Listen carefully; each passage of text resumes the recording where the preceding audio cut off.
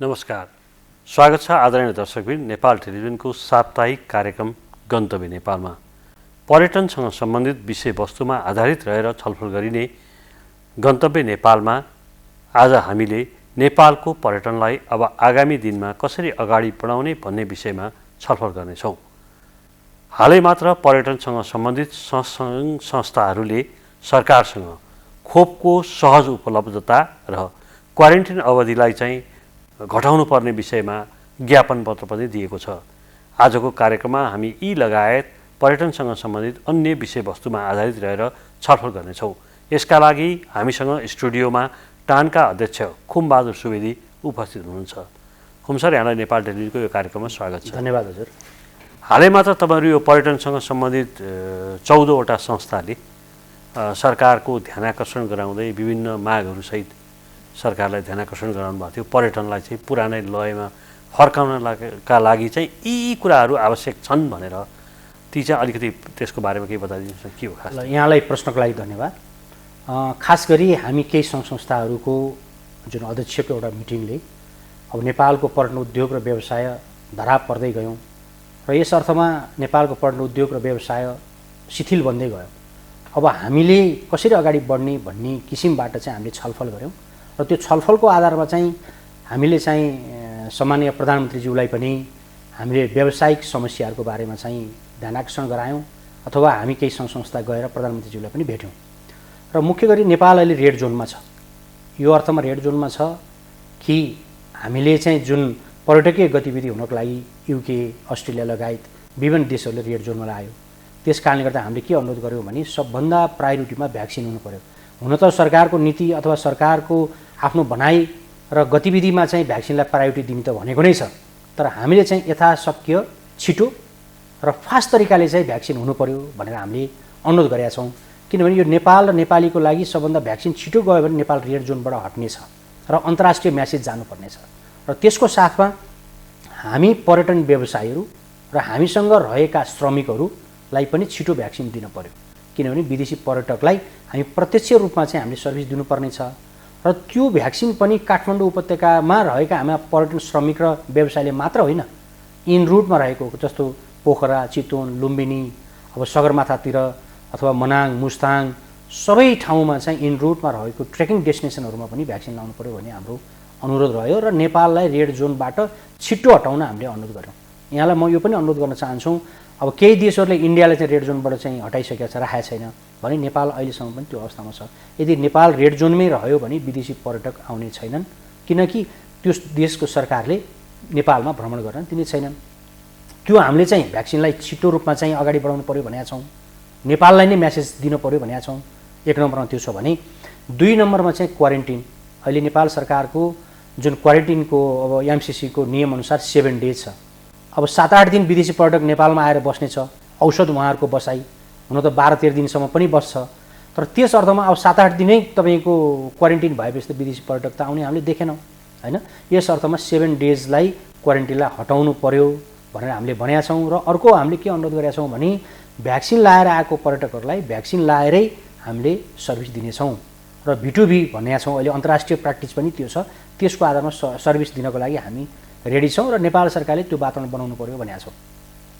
Number 3मा अब यो हामीले B2B अथवा तपाईँको भ्याक्सिनलाई प्रायोरिटीमा राख्दै गर्दा क्वारेन्टिनलाई जोड्दै गर्दा हामी पनि त्यसप्रति उत्तरदायी हुन्छौँ। हामीले पनि सेफ्टी प्रोटोकलको आधारमा सर्भिस दिन्छौँ। सरकारलाई हामीले पनि सहयोग गर्छौँ। यो हाम्रो पनि जिम्मेवारी हो। व्यवसाय हिसाबबाट पनि हामी त्यो वहन गर्छौँ भनेका छौँ। र जुन स्वास्थ्य मन्त्रालयले चाहिँ अलवेज नेपालको टुरिज्मलाई चाहिँ अलिकति कन्ट्रोल गरे जस्तो लाग्छ। तपाईँले देख्नु भएको छ, हरेक बजारमा हामी अहिले हेर्दा अथवा हाम्रा नेपालीहरूको भिडभाड अथवा विभिन्न सभा सम्मेलनलाई हेर्दाखेरिमा कोभिडको समस्या छ भने तापनि त्यो प्रयोगमा आएको छैन। हाम्रो सरकारी नीति नियम अथवा रुल्सले जुन भनेको छ होइन, अब त्यो माइकमा मात्रै, स्पिचमा मात्रै अथवा पेपरमा मात्रै देखियो होइन। हामीले त्यो चाहिँ व्यावहारिक रूपमा चाहिँ पाएनौँ। तर वास्तवमै हामी टुरिज्म व्यवसायी र श्रमिकहरू त्योभन्दा उच्च स्तरमा चाहिँ सेफ्टी प्रोटोकलका आधारमा हामीले केही पर्यटकलाई हामीले सर्भिस पनि दिएका छौँ र आउने पर्यटकलाई त्यसरी दिनुपर्छ भनेर हामीले भनेका छौँ भने, अर्को त्यसमा चाहिँ हामीले के जोडेका छौँ भने, अब हामीले यो टुरिस्ट भेहिकलहरू विभिन्न किसिमका भेहिकलहरू छन्, उनीहरूले सर्भिस नदिइकन पनि समस्या भएर आफ्नो ग्यारेजमा थन्क्याएर राखेको छ यो अवस्थामा पनि इन्सुरेन्सको पैसाहरू तिरिरहनु पर्ने, रिन्युहरू अथवा रिन्युका जुन पेनाल्टीहरू चाहिँ अथवा छुट हुनुपर्नेमा चाहिँ झन् पेनाल्टीहरू थप्दै गएको छ। यो अवस्थामा पनि यो भेकलहरूको लागि पनि हेर्नु पर्यो भनेर हामीले मुख्य चाहिँ यो बुँदाहरूमा राखेका छौँ। डेफिनेटली पनि जस्तो यो क्वारेन्टाइनकै कुरा गर्दा जस्तो हामी जस्तै विश्वका अन्य देशहरूले पनि पर्यटन गतिविधि खुल्ला गरिसकेका छन्, त्यहाँको प्र्याक्टिस चाहिँ के रहेछ? होइन, उहाँहरूले धेरै देशहरूले त्यो खुल्ला गरिसकेको अवस्था छ।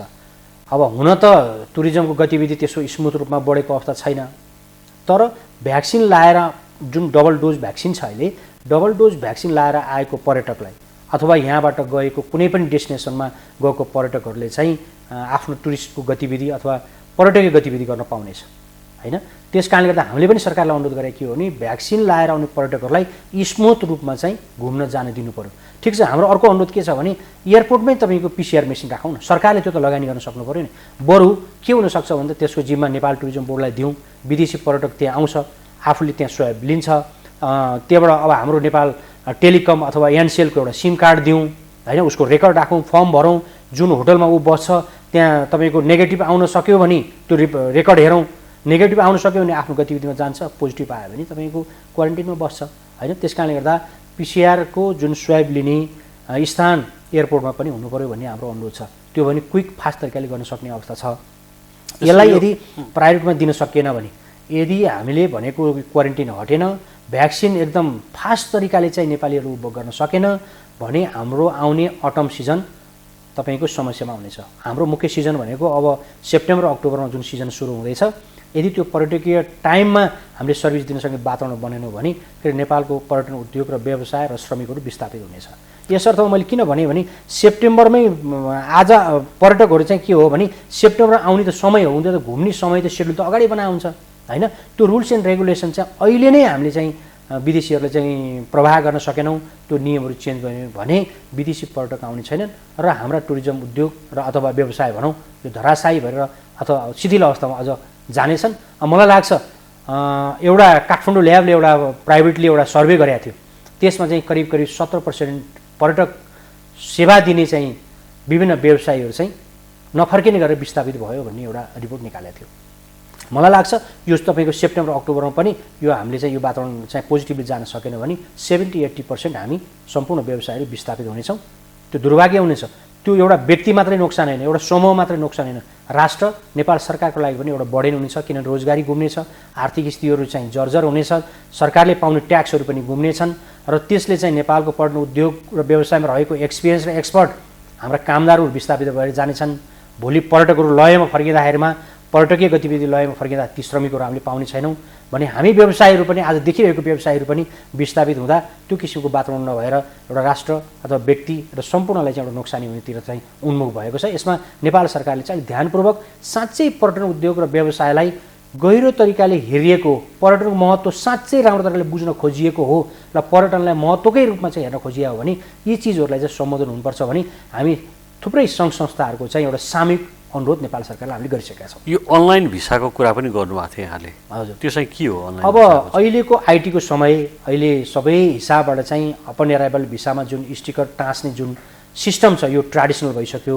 अब चाहिँ अनलाइन भिसा चाहिँ आफूले घरमै बसेर पनि नेपाल जान्छु भन्यो भने अनलाइन भिसा चाहिँ एउटा अप्लाई गरेर चाहिँ आउन सकोस् भने हो। तर यो कोभिडको समस्या र हामीले जुन व्यक्तिगत रूपमा आउने पर्यटकहरूलाई चाहिँ भ्रमणमा चाहिँ नेपाललाई चाहिँ सकेसम्म उत्साहित नगरौँ भन्ने पनि हो। हामीले एजेन्टहरू, travel company, trekking company, rafting company, hotel लगायतको जुन सेवा प्रदायक संस्थाहरू अथवा त्योसँग आबद्ध व्यवसायहरू हुन्छ उहाँहरूको सिफारिसको आधारमा सम्बन्धित जुन पर्यटकले आफूले घरमा बसेर भिसा एप्लाई गर्न सकोस्, अनलाइन भिसा गर्न सकोस्। जब एयरपोर्टमा आउँछ त्यो आफूले चाहिँ अनलाइन भिसा लिएको पेपर देखाएपछि आफ्नो भिसा लिएर चाहिँ आफ्नो गन्तव्य नेपाल आओस्, यो सहज गर्नु पर्यो भने हो। र जुन एजेन्टहरूको मार्फतबाट मात्रै विदेशी पर्यटकलाई नेपाल ल्याउनु पर्नेछ। विगतमा के थियो भने एफआइडी टुरिस्टहरू सोझै प्लेनको टिकट किनेर नेपाल आउने अनि एयरपोर्टमा चाहिँ भिसा लिएर यत्र तत्र आफ्नै तरिकाले विभिन्न ट्रेकिङ डेस्टिनेसनहरूमा जाने थियो। त्यसले हामीलाई के गरायो भने एउटा रोजगार सिर्जना हुन सकेन, आफै जाने भयो। दोस्रो तपाईँको विभिन्न ठाउँमा पर्यटकहरू हराउँदा मोनिटरिङ गर्न सकेन, उहाँहरूलाई सुरक्षित पनि भएन। अनि तेस्रो कुरो के हो भने हाम्रा नेपाली साथी, श्रमिक साथीहरू रोजगारी पाउने थियो, त्यस कारण त्यो रोजगारी पनि सिर्जना हुने थियो। त्यसै कारणले गर्दा श्रमिकहरू अथवा सहयोगी लिएर मात्रै पदयात्रामा जानुपर्छ भन्ने trekking agencies association of Nepal टानको पनि धारणा रहेको छ। त्यो हाम्रो व्यक्तिगत स्वार्थ व्यक्तिगत मात्र नभए सरकारलाई पनि फाइदा, राष्ट्रिय एउटा इमेज बढाउने किसिमको चाहिँ हामीले नेपाल सरकारलाई पटक पटक अनुरोध गरिरहेको छ। जस्तो यो दक्ष जनशक्तिको पलायनलाई रोक्न पर्यटन बोर्डसँगको सहकार्यमा यहाँहरूले पनि केही काम गर्दै हुनुहुन्थ्यो क्यारे, त्यो चाहिँ के भयो? कतिजनाले रोजगारी पाए के हो? यसमा हामीले चाहिँ अब हाम्रा धेरै करिब हामी 2 वर्ष जति हाम्रो रोजगारविहीन भएर हामी बस्यौँ। यो अर्थमा चाहिँ हामीले श्रमिकहरूलाई अड्याउनुपर्छ, अट्नुपर्छ भनेर टिम्स भन्ने हाम्रो पर्मिट छ, जुन हामी trekking agencies association of Nepal टानले टिम्स इस्यु गर्छ। नेपाल टुरिज्म बोर्ड र हाम्रो बिचमा सहकार्य हुन्छ। त्यसमा 10% चाहिँ श्रमिकहरूलाई जान्छ। त्यो 10% चाहिँ हामीले चाहिँ एउटा लोन प्रवाहको रूपमा चाहिँ छिट्टै तपाईँको त्यो नोटिस आउँदैछ, त्यो श्रमिक साथीहरूले रोजगारी पाउनेछ। सबै श्रमिक साथीहरूले त पाउन सक्नुहुन्छ नि, केही न केही रोजगार विमुख भएको साथीहरूले चाहिँ लोनको रूपमा पाउने छिट्टै हामीले नेपाल टुरिज्म बोर्डसँग सहकार्य गरेर गर्दैछौँ भने। अर्को एउटा चाहिँ क्षणिक हो, हाम्रो 40 दिनको कार्यक्रम छ। युएनडिपीले जुन 12 करोड जतिको छ एउटा फन्डिङ गरेको छ, त्यसमा नेपाल टुरिज्म बोर्ड र टानमा भएको जोइन्ट फन्ड भन्ने छ, टिम्सबाटै जुन सृजित एमाउन्ट हो त्यो 9 करोड चाहिँ हामीले चाहिँ त्यो फन्ड म्याचिङ गरेर हाम्रा श्रमिक साथीहरूलाई हेरिटेज साथीहरू काठमाडौँको वरिपरिको ठाउँहरूमा चाहिँ सरसफाइ आदि इत्यादि गरेर चाहिँ उहाँहरूलाई केही समय रोजगारी गर्ने वातावरण एउटा बनाउन खोजिरहेछौँ भने टान आफैले पनि हाम्रा श्रमिकहरूलाई अड्याउनुपर्छ भनेर हामीले फुड ब्याङ्क पनि सञ्चालन गरौँ। अहिले पनि सञ्चालितमै छ। केही श्रमिक साथीहरू जो काठमाडौँमै रहनु भएको छ, उहाँहरूको परिवारहरू अप्ठ्यारोमा पर्नु भएको छ, उहाँहरूलाई पनि हामीले एउटा राहतको रूपमा हामीले चाहिँ एउटा खाद्यान्नहरू चाहिँ टानको आफ्नै बिल्डिङबाट चाहिँ श्रमिक साथीहरूलाई गाइड भरियादेखि कुक सबै किसिमको श्रमिक साथीहरूलाई पनि हामीले सहयोग गरिरहेका छौँ। अब केही पर्यटकीय गतिविधि हुँदा अस्ति हिमाल पनि केही चल्यो, ट्रेकिङ पनि केही चल्यो भने केही श्रमिक साथीहरूले रोजगारी पाउनुभयो र केही श्रमिक साथीहरूले रोजगारी नपाउनु भएको साथीहरू कोही गाउँघरमै गएर आफ्नो खेतीपाती गरेर बसिरहनु भएको छ। वेट एन्ड सीको अवस्था हुनुहुन्छ। अब आशा गरौँ अब छिट्टै यो कोभिडको एउटा अवस्था नर्मल हुन्छ होला भन्ने हामी अपेक्षा गर्दछौँ। त्यसमा चाहिँ हाम्रा श्रमिकहरूले रोजगारी पाउनेछन् भन्नेमा छ। तर अब जति सकेको केही न केही हामीले चाहिँ त्यो अघि मैले भनेको टिम्सको रोजगारीको चाहिँ कमसेकम एउटा काठमाडौँमै आफ्नो पारिवारिक अवस्थाबाट चाहिँ एउटा रोजगारी सिर्जना हुन सक्यो भने ती साथीहरू अडिन्छन् भनेर हामीले लोन प्रवाह पनि गर्न खोजिएको हो। अब लेट्स सी, हेरौँ अब सिचुएसन कसरी जान सक्छ। सकेसम्म हाम्रो लामो अनुभव लिएर चाहिँ बसेको हाम्रा गाइड साथीहरू अथवा त्योसँग चाहिँ तत्त जुन एसोसिएसनहरूसँग अफिसहरूसँग चाहिँ आबद्ध हुनुभएको हाम्रा व्यवसायी साथीहरूले पनि आफ्ना श्रमिकहरू अड्याउनको लागि प्रयत्न गरिरहनु भएको छ। अब हेरौँ अवस्था कसरी जान सक्छ। त्यसैको कारणले गर्दा पनि हामीले के भनेको छौँ नेपाल सरकारलाई भने कमसेकम ट्याक्स क्लियरेन्स गरेको आधारमा 25 लाखसम्म चाहिँ एउटा कम्पनीलाई जुन सहयोगको रूपमा चाहिँ हामीलाई चाहिँ नेपाल सरकारले 25 लाख चाहिँ एमाउन्ट दिनु पर्यो भन्ने अनुरोध छ हैन। किनभने हामीले धितो राखेर अथवा ट्राभल ट्रेकिङ कस्तो हो भने होटल जस्तो चाहिँ हाम्रो इन्फ्रास्ट्रक्चर देखाउने चिज होइन, हाम्रो प्रोडक्ट बेच्ने हो। त्यस कारणले गर्दा मिनिमम 25 लाख चाहिँ हामीलाई सहयोग गर्नुपर्छ सरकारलाई भनेका छौँ भने 5 लाख मिनिमम चाहिँ हाम्रो श्रमिक साथीहरूलाई ट्रेकिङ कम्पनीले चाहिँ सिफारिस गरेको आधारमा दिनुपर्छ 1 वर्षको लागि भनेका छौँ। किनभने त्यो हामी अलिक सस्टेन हुने हो, सर्भाइभ हुने हो, त्यो मात्रै अनुरोध गरेका छौँ। अब हेरौँ नेपाल सरकारले साँच्चै पर्यटन उद्योग र व्यवसायलाई अगाडि बढाउने किसिमबाट चाहिँ हेर्छ अथवा व्यावसायिक महत्त्व श्रमिकको महत्त्व बुझ्छ भने हामीले जुन गरेको अनुरोधहरूलाई चाहिँ सुन्नेछ भन्ने हामीले अपेक्षा लिएका छौँ। जस्तो अघि यहाँले भन्नुभएको छ जुन ट्रिम्स अन्तर्गतको रकम जुन श्रमिकहरूलाई लोनका रूपमा दिने भन्ने कुरा गर्नुभयो, त्यसको मोडालिटी चाहिँ के हो? त्यो लोन चाहिँ कस्तोले पाउँछ? अब त्यो चाहिँ ट्रेकिङ कम्पनीले सिफारिस गर्नु पर्यो। त्यो ट्रेकिङ कम्पनीले टिम्स किने हुनु पर्यो। किनभने टिम्स किनेको चाहिँ त्यो टिम्सको 1000 रुपियाँ चाहिँ टिम्सको पर्मिट फी हो। त्यसमा 10% श्रमिकको हो, 30% टानलाई हो, 30% नेपाल टुरिज्म बोर्डलाई हो, 30% चाहिँ नेपाल टुरिज्म बोर्ड र टान मिलेर एक्सप्लोर गर्ने हो। नयाँ ट्रेकिङका डेस्टिनेसनहरू साइनेज बनाउनेदेखि सानोतिनो पुल पुलेसा हैन यस्तो किसिममा चाहिँ हामीले खर्च गर्ने हो। त्यो 10% जति श्रमिक साथीहरूको छ त्यो श्रमिक साथीहरूको 10%लाई चाहिँ जुनै पनि श्रमिक साथीले एप्लिकेसन गर्न सक्नुहुन्छ। हामीले त्यो पैसा चाहिँ कृषि विकास बैङ्कमा लगेर चाहिँ राख्ने निर्णय गरेका छौँ। कृषि विकास बैङ्कले चाहिँ मान्नुहोस् हामीसँग 6 करोड पैसा छ भने 18 करोड जति चाहिँ कृषि विकास बैङ्कले लोन प्रवाह गर्दो रहेछ। त्यसको आधारमा ट्रेकिङ कम्पनीले सिफारिस गर्ने अनि त्यसपछि ट्रेकिङ कम्पनीले सिफारिस गरेर टानमा आउँछ। टानले हामी नेपाल टुरिज्म बोर्डमा सिफारिस गर्छौँ र नेपाल टुरिज्म बोर्डमा हामी 5 जनाको एउटा टिम छ, त्यो उपसमिति छ। त्यो उपसमितिले चाहिँ रियल प्रब्लममा परेका श्रमिक साथीहरू हैन उनीहरूलाई चाहिँ व्यावसायिक रूपमा सानोतिनो व्यवसाय के गर्न सकिन्छ सकेसम्म त हामीले 5 लाखसम्म लोन प्रवाह गर्न खोजेका छौँ त्यो बजेटले कति जान्छ कति श्रमिक साथीहरू चाहिँ हामीसँग चाहिँ आउनुहुन्छ त्यसको आधारमा चाहिँ हामी निर्णय गर्ने प्रयत्न गरिरहेका छौँ जस्तो यो आन्तरिक पर्यटन प्रवर्धनका लागि पनि अहिले चाहिँ निजी विमान कम्पनीहरूले पनि एकदम सस्तोमा चाहिँ टिकटहरू इस्यु गरिरहेछन् यसले चाहिँ आन्तरिक पर्यटन प्रवर्धनमा चाहिँ कतिको सघाउ पुगेको छ र आन्तरिक पर्यटनको प्रवर्धनको अहिलेको पछिल्लो अवस्था चाहिँ कस्तो अब जुन सस्तोमा नेपालको डोमेस्टिक एयरलाइन्सहरूले फ्लाइट फेयर दिएको छ त्यो एउटा राम्रो पक्ष हो एउटा क्लाइन्ट पोइन्ट अफ भ्यूबाट हेर्दा एकदम राम्रो हो उहाँहरू पनि सस्टेन हुनको लागि मात्रै हो उहाँहरूले पनि कमाउने हिसाबबाट त्यो प्राइसिङ गरे होइन किन अहिलेको समय अब स्टाफहरूलाई खर्च अपरेसनदेखि उहाँहरूको आफ्नै अपरेसनमा पनि हाई कस्ट हुँदा अब एकदम सस्तोमा दिनुभएको छ त्यो क्लाइन्ट बेसको हिसाबले राम्रो हो डोमेस्टिक गतिविधिको हिसाबले पनि राम्रो नै मान्नुपर्छ तर अहिले तपाईँ हामी सबै कोही पनि डोमेस्टिकको हिसाबले एकदम स्वतस्फूर्तमा निस्कन सक्ने अवस्था छैन कामै परेर हिँड्नुपर्ने हामीलाई वास्तवमा बसिरहँदा मात्रै गाह्रो भइरहेको कतै न कतै जाउँ भन्ने एउटा भाइबको मान्छेहरू चाहिँ अलिअलि निस्किया देखिया छ तर स्वतस्फूर्त रूपमा हामी देखिने अथवा विभिन्न ठाउँमा गतिविधिमा हिँड्न सकिरहेको अवस्था छैन यस अर्थमा त्यसै कारणले हामीले जोडेका के हो भने हामी सबैलाई भ्याक्सिनेटेड हुनु पर्यो हैन हामी भ्याक्सिनेटेड छौँ भन्ने हुनु पर्यो जस्तो मान्नुहोस् न अब यति एयरलाइन्स भनौँ बुद्ध एयरलाइन्स अरू एयरलाइन्सबाट हाम्रा जुन डोमेस्टिक टुरिस्ट नै भनौँ न उहाँहरू निस्किँदै गर्दाखेरिमा काठमाडौँ पोखरा नै उडेर जानुभयो जब पोखरा इन्ट्री हुनुभयो कुनै होटलमा इन्ट्री हुने बित्तिकै के हुनु पर्यो भने एउटा क्युआर कोड डेभलप हुनु पर्यो भने हाम्रो अनुरोध हो म पोखरा जाँदैछु भने मसँग क्युआर कोड हुनु पर्यो म कुनै पोखराको होटलमा इन्ट्री हुँदै गर्दाखेरिमा मेरो मोबाइलबाट चाहिँ त्यो क्युआर कोड त्यहाँ देखाउने बित्तिकै त्यहाँको होटलले के थाहा पाओस् भने जो म जाँदैछु यो भ्याक्सिनेटेड छ भन्ने उसले बुझ्न सकोस् म त्यो ठाउँमा इन्ट्री हुँदै गर्दा पनि त्यहाँको स्टाफदेखि सबै चिजहरू चाहिँ भ्याक्सिनेटेड पनि भएको र सेफ्टीको आधारमा छ भन्ने पनि मेसेज आउनु पर्यो किनभने त्यहाँ स्टाफले सर्भिस दिने हो उनीहरू पनि भ्याक्सिनेटेड छ भन्ने मेसेज हुनु पर्यो त्यसको आधारमा भयो भने के हुन्छ भने सबै हामी भ्याक्सिनेटेड भइसकेपछि तपाईँ हामी एकदम सुरक्षित छौँ भनेपछि हामीले खुल्ला रूपमा मोर कन्फिडेन्टका साथ हिँड्न सक्छौँ अहिले त्यो पूर्ण रूपमा भ्याक्सिनेटेड नभइसकेकाले गर्दा केही पर्यटकीय गतिविधि भने पनि अलिअलि निस्किएको छ तर के भने डराई अप्ठ्यारो मानी जाउँ कि नजाउँ जान त जाउँ भन्ने हिसाबबाट चाहिँ डोमेस्टिक पर्यटक अलिकति अगाडि बढिरहेको देख्छु यो पूर्ण होइन नेपाल सरकारले पनि डोमेस्टिक पर्यटकको लागि आफ्नो किसिमको नीति नियम बनाइरहेछ बजेट छुट्याएको अवस्था छैन 10 दिन घुम्ने त भन्यो बजेट छुट्याएको छैन फेरि बजेट छुट्टिरहँदा पनि फेरि अब ठुला अफिसर स्तरको मात्रै निस्किने हो कि हाम्रो चाहना भनेको माथि अफिसरदेखिबाट तलसम्मको स्टाफहरू चाहिँ जो डोमेस्टिक गतिविधिमा हिँड्नुपर्छ र सबै भ्याक्सिनेटेड हुनुपर्छ र देशैभरि भ्याक्सिनेटेड भयो भने चाहिँ टुरिज्मको गतिविधि हुनसक्छ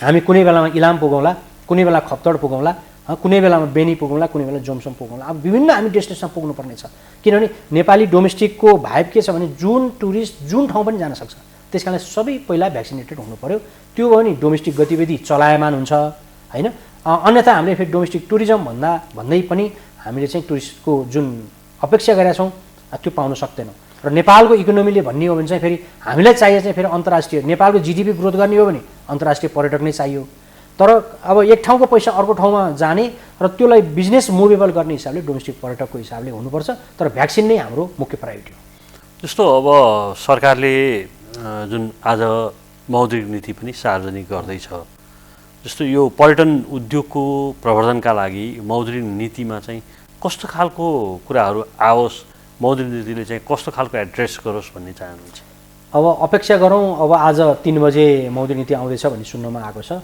पर्यटन व्यवसायीको हितमा नै हुनेछ भन्ने हामी अपेक्षा गर्न चाहन्छौँ नेपाल राष्ट्र बैङ्कको गभर्नरले प्राइभेट सेक्टरको अथवा पर्यटनको स्टेक होल्डरलाई बोलाएर पनि उहाँले हामीलाई मिटिङहरू गर्नुभएको थियो हामीले अनुरोध र माग गरेका छौँ खास गरी के हो भने अब लोन रिसिड्युलिङ हुने कुरो त करिब त्यो सम्बोधन हुन्छ होला त्यो पुरानै चिज हो त्यसलाई कन्टिन्युटी जान्छ होला र हिजो मलाई लोन चाहिएको थिएन आज लोन चाहियो भने नयाँ लोन पनि दिनु पर्यो भन्ने हाम्रो प्रस्ताव पनि छ र अब हामीले भनेको चाहिँ कुरो के हो भने बिना धितो हामीलाई साँच्चै पर्यटन उद्योग र व्यवसायलाई ट्याक्स क्लियरेन्सको आधारमा चाहिँ बिना धितो चाहिँ अघि मैले भनेको 25 लाखको एमाउन्ट व्यवसायले दिन सक्नु पर्यो र 5 लाख श्रमले दिनु पर्यो भनेको छौँ साँच्चै पर्यटन उद्योग र व्यवसायले अड्याउने हो बचाउने हो भने होइन भने एकदम विस्थापित हुने अवस्था चाहिँ त्यसलाई पनि सम्बोधन गर्नुपर्छ भनेको छौँ हामीले होइन अब त्यो हामीले भनिरहेको मागहरू अब कस्तो अवस्थामा छ थाहा छैन होइन अब अपेक्षा गरौँ त्यो मौद्रिक नीतिमा हामीले भनेका चिजहरू हुन सक्नेछन् भन्ने अपेक्षा छ अघिल्लोचोटि चाहिँ के भयो भने मौद्रिक नीति अथवा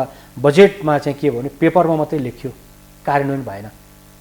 हामीले पहिला पनि अर्थमन्त्रीज्यूहरूले प्रस्तुत गर्नुभएको जुन स्पिचलाई चाहिँ बजेट भाषणलाई पहिला स्वागत गरियो, तर अस्ति हामीले स्वागत गर्न सकेनौँ। जबसम्म इम्प्लिमेन्ट हुन सक्दैन तबसम्म हामी स्वागत गर्दैनौँ भनेर बस्यौँ, किनभने हामीलाई कार्यान्वयन चाहियो, हामीलाई रिजल्ट चाहियो हो। पेपरमा मिठो कुरो मात्रै लेखेर भएन। अब तपाईँको अस्ति भर्खर पनि विदेशी पर्यटकलाई नेपाल आउँदा 1 महिनासम्मको चाहिँ भिसा छुट भनिएको थियो, अहिलेसम्म तपाईँ एयरपोर्टमा त्यो चिठी पुगेको छैन होइन, कार्यान्वयन हुन सकेको छैन। अब हामीले आफ्नो स्पिच अथवा रिटर्न मात्रै गरेर भएन, कार्यान्वयन हुनु पऱ्यो भनेका छौँ। हामीले नेपाल राष्ट्रपतिको गभर्नरज्यूलाई पनि त्यही अनुरोध गरेका छौँ, व्यावसायिक फ्रेन्डली हुनु पऱ्यो, व्यवसायले चाहेको कुरो हुनु पऱ्यो। साँच्चै पर्यटन उद्योगलाई भने तपाईँहरू लिस्ट हेर्नुहोस्, कमसेकम 1601 जना त नेपाल राष्ट्र ब्याङ्कबाट चाहिँ विदेशी विनिमय को जुन लाइसेन्स लिएर चाहिँ हाम्रो ट्रेकिङ कम्पनीको साथीहरू बस्नु भएको रहेछ। त्यहाँ तपाईँहरूले हेर्नुहोस् ट्रेकिङबाट कति आम्दानी भएको छ, कति डलर चाहिँ बैङ्कमा चाहिँ रिसिभ भएको छ, त्यसको महत्त्व अलिक बुझिदिनुहोस् भनेर भनेका छौँ। यदि तपाईँले 1601 चाहिँ लाइसेन्स लिएर चाहिँ बसेको हाम्रो व्यवसायहरू भोलि विस्थापित हुनेछन्, यसलाई बचाइदिनुहोस् भनेर हामीले भनेका छौँ। अब आशा गरौँ हामीले थुप्रै किसिमको मागहरू नेपाल राष्ट्र बैङ्कलाई पनि राखेका छौँ, मौद्रिक नीतिमा समेट्नको लागि पनि भनेका छौँ। ट्रान्सपोर्टकादेखि एयरलाइन्सकादेखि ट्राभल ट्रेकिङकादेखि सबै तमाम यो सम्पूर्ण पर्यटन व्यवसायहरूको सम्पूर्ण एसोसिएसनले आफ्नै किसिमको बुलेटमा चाहिँ हामीले माग गरेका छौँ। अब आशा गरौँ अब आजको मौद्रिक नीति जुन आउँदैछ यसले पर्यटन व्यवसायहरूको पक्षमा हुनेछ, श्रमिकको पक्षमा पनि हुनेछ भन्ने छ। अस्तिको बजेटमा जुन अध्यादेश मार्फत आएको बजेटमा चाहिँ श्रमिकलाई समेटिया थिएन, त्यो दुःखद पक्ष थियो। अब मौद्रिक नीतिमा चाहिँ यो श्रमिकहरूलाई पनि बचाउनुपर्छ, किनभने हामीलाई विदेशी पर्यटक पनि चाहियो, व्यवसायी पनि चाहियो, श्रमिक पनि चाहियो, सरकार पनि चाहियो होइन। सबै इन्टरलिङ्क भएर चाहिँ हामी अगाडि बढ्ने हो। यसमा चाहिँ पर्यटन व्यवसायको भाइबमा हिँड्नुपर्छ। पर्यटन उद्योग महत्त्वपूर्ण आम्दानीको स्रोत हो भनिरहँदा पनि त्यसलाई महत्त्वको साथ नहेरिएको कारणले गर्दा हेर्नुपर्छ भन्ने हाम्रो अनुरोध छ। अब आशा गरौँ मौद्रिक नीतिले पर्यटन व्यवसायहरूको समस्याहरूलाई समेट्नेछ। लगभग हामी कार्यक्रमको अन्त्यतिर आइसकेका छौँ। अन्त्यमा म तपाईँलाई चाहिँ जस्तो आगामी सिजनमा बढीभन्दा बढी पर्यटक आकर्षित गर्नका लागि अहिले तत्काल हामीले गर्नुपर्ने काम चाहिँ के हो? मुख्य गरी मैले अघि जोडेँ, 1 नम्बरमा भ्याक्सिन। सरकारले भ्याक्सिन भनिरहँदा पनि छिट्टो रूपमा चाहिँ भ्याक्सिन गर्नु पऱ्यो, नेपाल रेड जोनबाट हटाउनु पऱ्यो र पर्यटकीय इन रुटमा भएका श्रमिक व्यवसाय सबैलाई छिट्टो रूपमा चाहिँ भ्याक्सिनको व्यवस्था हुनु पऱ्यो र स्पेसल्ली पर्यटन व्यवसायहरूलाई डेफिनेटली सबै नेपालीले भ्याक्सिन लाउनु पऱ्यो। तर पर्यटन व्यवसायहरूलाई केही न केही रूपमा चाहिँ भ्याक्सिन छुट्याएर सरकारले पर्यटन व्यवसायहरूको र श्रमिकहरूलाई चाहिँ भ्याक्सिन व्यवस्था गर्नु पऱ्यो 1 नम्बरमा। 2 नम्बरमा मैले क्वारेन्टिन भने क्वारेन्टिन एकदमै हटाउनु जरुरी छ। सो मेनी क्वेसन्स विदेशीहरूले हामीलाई क्वारेन्टिन हटाउनु पऱ्यो, के छ गभर्मेन्टको पोलिसीहरू भनेको छ, यो क्वारेन्टिन हटाउनु पऱ्यो। भ्याक्सिन लाएर आएको पर्यटकलाई भ्याक्सिन लाएकै हामी सेवा प्रदायकहरूले सेवा दिन्छौँ र पिसिआर नेगेटिभ तुरुन्तै हुन्छ होइन। आज दिएको बिहान दिएको पिसिआरको रिपोर्ट बेलुका आउँछ भने पिसिआर नेगेटिभ आउने बित्तिकै भ्याक्सिन लागेको पर्यटक छ भने पिसिआर नेगेटिभ आउने बित्तिकै आफ्नो गन्तव्यमा चाहिँ घुम्न जानु दिनु पऱ्यो। र जुन मुख्य गरी चाहिँ ट्रान्सपोर्टहरूको समस्या, यो जरिवानादेखि बिमादेखि विभिन्न समस्या, विभिन्न ट्रान्सपोर्टहरूको चाहिँ हाम्रो समस्या छ। यसलाई चाहिँ हामीले नचलाएको, प्रयोग नगरेको अवस्थामा बिमाका छुटहरू, जरिवानाहरूलाई चाहिँ एउटा मिना गर्नु पऱ्यो भन्ने छ। भने हामीले चाहिँ जुन भनिरहेको चाहिँ जो मौद्रिक नीति अथवा आर्थिक चाहिँ पर्यटकीय गतिविधि छ यसमा चाहिँ छुट्टै तरिकाले चाहिँ पर्यटनलाई चाहिँ अरू उद्योग सरह ठानिदिनु भएन, फरक ढङ्गको चाहिँ उद्योगको रूपमा चाहिँ पर्यटन उद्योग र व्यवसायलाई सोचिदियोस् भन्ने चाहिँ अनुरोध छ। हस्, यहाँलाई यहाँको महत्त्वपूर्ण समयका लागि धन्यवाद दिन चाहन्छु। यहाँलाई पनि धन्यवाद। अब trekking agencies association of Nepal टानको अध्यक्ष र सिङ्गो कार्य समितिको तर्फबाट नेपालको जुन पर्यटकीय गतिविधि अथवा अहिले भइरहेको समस्या र सरकारले गर्नुपर्ने जुन नीतिको बारेमा अथवा हाम्रो अनुरोधको बारेमा सम्पूर्ण व्यवसायी अथवा श्रमिक साथीहरूलाई अथवा सम्पूर्ण एउटा पर्यटन सम्बन्धी चासो लिने व्यक्तित्वहरूमा मेरा आफ्ना भनाइहरू चाहिँ तपाईँको मिडिया मार्फत अथवा नेपाल टेलिभिजन मार्फत जुन प्रवाह गरेर मेरा भोइसहरू चाहिँ रेज गर्ने मौका दिनुभयो, यहाँलाई पनि धेरै धेरै धन्यवाद। आदरणीय दर्शकवृन्द, आजका लागि हाम्रो कार्यक्रमको निर्धारित समय सकिएको छ। फेरि अर्को हप्ता हामी अर्कै विषयमा अर्को अतिथिका साथ उपस्थित हुनेछौँ। त्यतिन्जेलसम्मका लागि नेपाल टेलिभिजन हेर्दै रहनुहोला। नमस्कार।